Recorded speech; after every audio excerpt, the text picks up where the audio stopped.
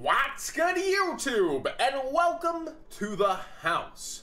I think it's really important that we talk a lot about the information coming out about Kaiba's World before we start this market watch on Kaiba's World. First off, if your local store is overcharging on Kaiba's World, it really may not be their fault. Distribution basically told a lot of stores that, oh hey, yeah, we didn't get enough Kaiba's World to fill your order, and suddenly they have more in stock, but at a higher price. They're basically overcharging the tournament stores, and then they're saying, well, you know, we actually did have some in the back, but we're gonna up the prices. It's really shady, and it's unfortunate to your local tournament store, but they're trying to pay a higher price just to keep it in stock for you guys, and then they have to charge that higher price. It's really like being stuck between a rock and a hard place for local stores, and I do feel sorry for them. They probably are looking out for you guys, and unfortunately, the set of this is going up. There's several reasons for this, and I want you guys to err on the side of caution here, because look at every single legendary collection in the past. GX and Raw Yellow Mega Pack ended up in Walmart for a while. You can still go into some Walmarts and find Legendary Collection Yugi's World at MSRP. You can still go into Walmart and find the original Legendary Collection 3-pack kind of thing where it was a reprint that had all 3 God cards in the front that DZ actually opened recently. Not a pack opening channel. But You kind of look around and you see every single legendary collection ended up with multiple runs. So A, it should be interesting to see if they keep the same case ratios or ratios on those packs once they give a secondary run to Kaiba's World, if they do. There's a lot of hype beast on this because Walmart has sold out. EU Konami has sold out, and I'm pretty sure US Konami has sold out, but I haven't got confirmation on that. But the fact that Walmart is sold out means it's very, very likely that the USA is sold out as well, and you probably can't get it direct from Konami even as a local tournament or organized tournament store, an OTS. It's really, really just so much hype centered around one set because A, you have amazing reprints, B, you have Ash Blossom in this set, but let's actually think about these case ratios on Ash Blossom here, which is sitting at a ridiculous price of $60. This is the highest reprinted price in pretty much all of history. Why is that? You have an average of 2 Ash Blossoms per case, and I did post 60 case ratios. Originally, people were like, John, 10 cases ain't enough, and those same people are coming back with their pulls from 3 packs as like definitive proof, not realizing the logic's missing there a little, that your 3 packs definitely is not enough. Your personal experience is not a large case full. We've seen tubers like Olinthio open multiple, rest in peace Cyber Knight, and it's just really the hunt for Ash Blossom, and at $60, it's still ridiculous to me because if you think about it, MSRP on this set was $360, so that times 2 is $720. Usually you can get boxes of a core set from vendors at $60 a piece, meaning times 12 is $720 also, and the average secret rare chase cards are usually 3 per case because you have 12 secret rares, or 8 different secret rares. You have now 2 per box, meaning 24 per case, and that leads to an average of 3 of each secret rare in the core sets.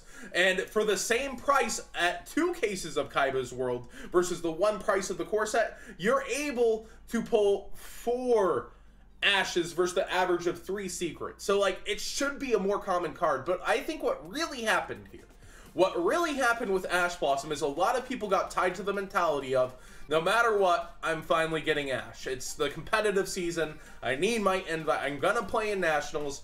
I need Ash. And I think that is particularly what happened with Ash Blossom and Joyous Spring. The Black Friday mentality. I'm going to go out and get a TV. That's exactly what happened with Ash Blossom, and that's why it's so high. But something really ridiculous to note about Ash Blossom.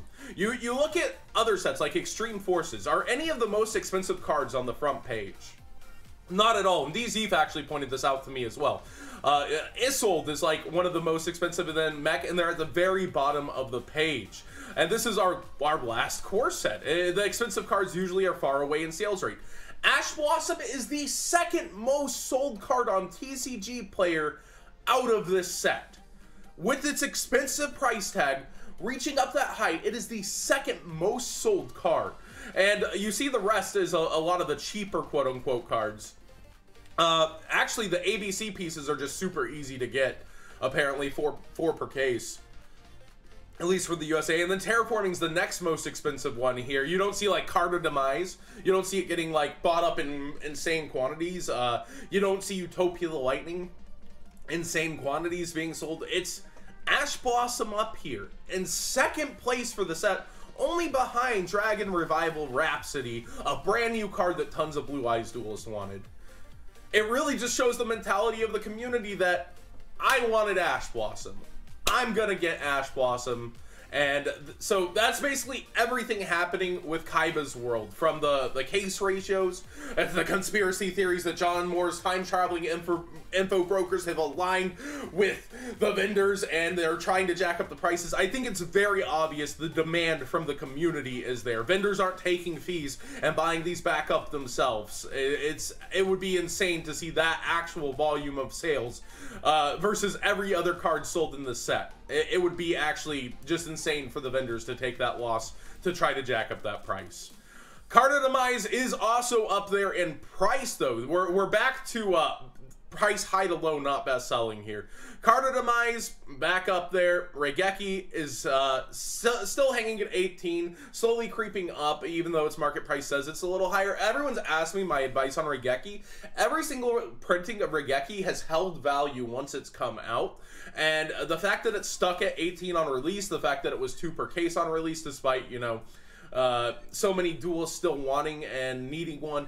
People put these in their extra decks, like they're not their extra deck, like they're your special summoning from the extra deck, but they're like when you have multiple decks that you want to play with, it's a real drag to have to take your staples out over and over again. And then especially when you're playing with your friends, you don't want to have to proxy it. So like a lot of players are trying to get Righetti.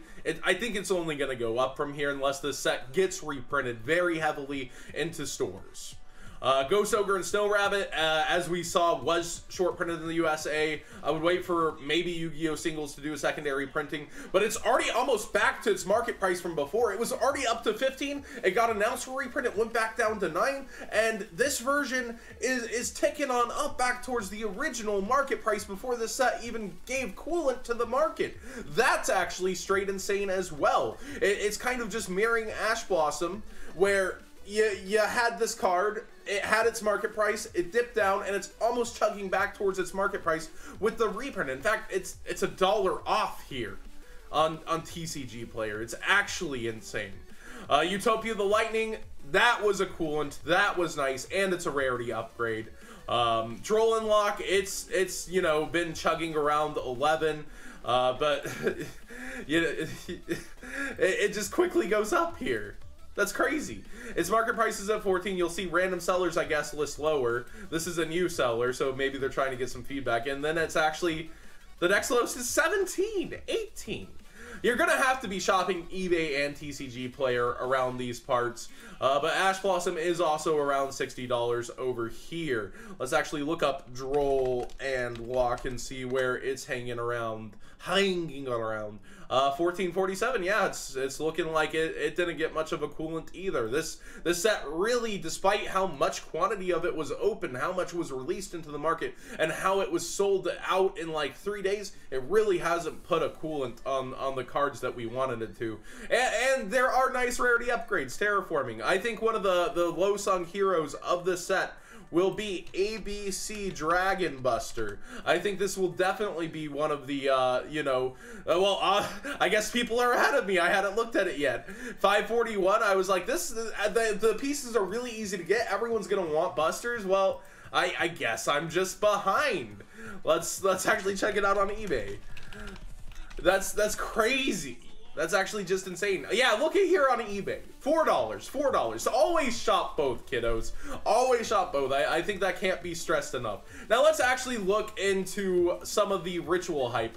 After I give my last suggestion, once again, I think Dark Arm Dragon from Legendary Collection Kaiba's World is a really good pickup.